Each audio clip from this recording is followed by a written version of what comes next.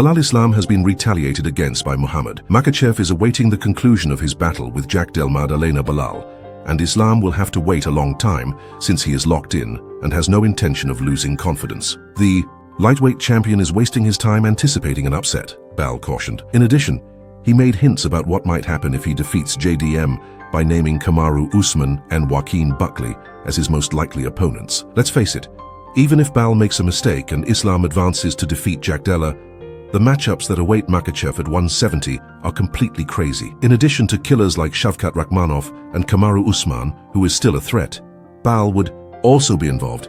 They are all elite championship-level bouts. Even if the welterweight category is full of names that convey brutality and legitimacy, Islam versus Ilia Topuria is the one bout that really makes the internet go crazy. It has everything. Implications pound for pound.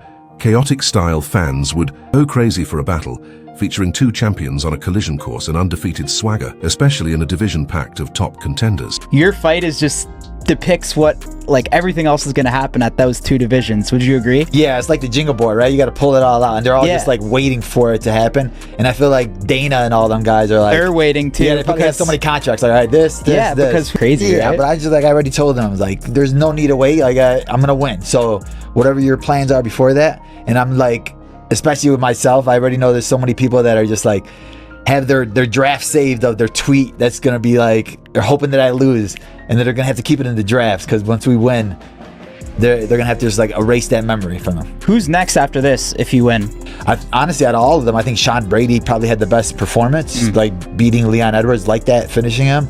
He looked the best, but obviously I finished him. I mean, I think he's earned it, he's gotten there, but if Usman goes out there and he gets a big finish against Buckley, or even if Buckley gets a big finish beating Usman and Kobe back to back, I think that would put him ahead of everybody else. He's gotten there, but if Usman goes out there and he gets a big finish against Buckley, or even if Buckley gets a big finish beating Usman and Kobe back to back, I think that would put him ahead of everybody else. Reina Derrida wants to be the best. The former 1FC double champion talked candidly about his possible meeting with Sean Strickland and how he thinks their styles might clash in the octagon during a recent appearance on Submission Radio. Having trained with both Khamzat and DDP, he praised the champion's unconventional approach and offered his initial thoughts on a possible title matchup with Dricus Du Plessis. After his incredible victory over Bo Nickel, in which he not only survived the wrestling but also won numerous grappling exchanges, Ditta sided with the South African in his forecast. It's his distinct style, but people adore his personality, which is why the Ritter's stock shot up. Fans have dubbed him the dark horse of the division because of his unique blend of classical martial arts mobility and dominating ground control, as well as his deft submissions, erratic timing, and chaotic mentality. At 185,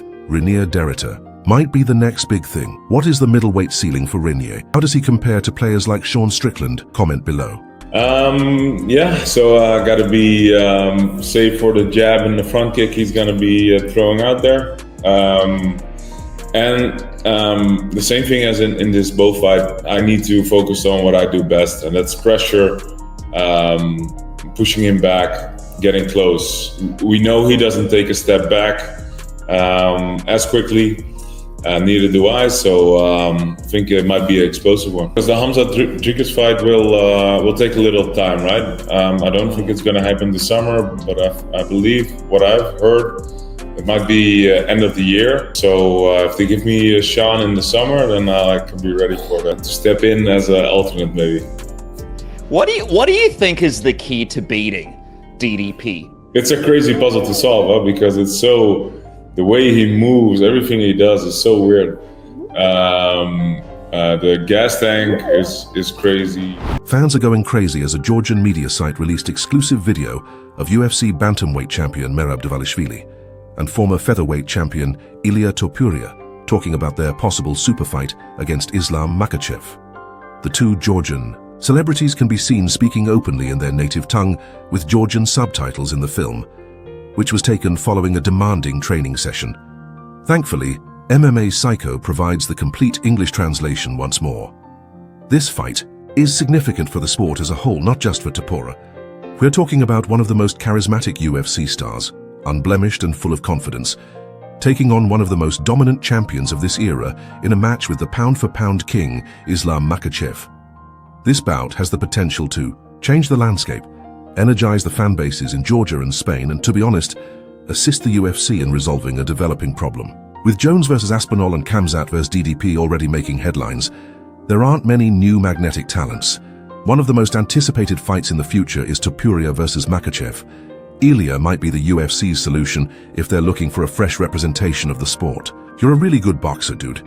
He will attempt a takedown on you when you finish your combinations with body shots. I've talked to him, and he's a modest man who doesn't seem like a dude at all. Though, in all honesty, he hasn't faced someone. Like you, brother, he has defeated a few opponents. You have everything: jiu-jitsu, boxing, and wrestling. In that battle, your bravery and competitiveness will be crucial. The fact that you don't seem to mind that he's this amazing champion that everyone talks about. Man, it's just another battle. Like you and me, he's just an ordinary man. In my profession, I've always been. I want to realize my full potential and give it my all in every battle, so whether I win or lose, I will be able to sleep easy knowing that I gave it my all. I want to be cool and collected when I enter that cage. Fights are won because of that. Ahead of their title match, Dricus Du Plessis answers Khamzat Chimaev's harsh threat. In a recent speech, Khamzat sparked controversy by claiming that he is preparing for murder in anticipation of a fight with the middleweight champion. Social media, Dricus retaliated by making fun of Khamzat's word choice. Wow, that's the first time I've heard that one. Shakespeare is at home. While Khamzat increases the turmoil and intensity, it is evident that the South African is not sleeping because of Chimaev's threats. DDP remains composed and self-assured in his own dominating run. Given that neither man has lost in the UFC, this bout is expected to be among the most intense and unpredictable the division has witnessed in recent memory. Fear and dominance are Khamzat's lifeblood. Pressure is what DDP lives on. The South African, who may not be a grappling expert but stands out for having exceptional endurance and the capacity to flourish in chaos, is seriously threatened by Khamzat's combination of technical wrestling and raw strength. However, Khamzat's momentum typically begins to wane once the fight continues past the second round.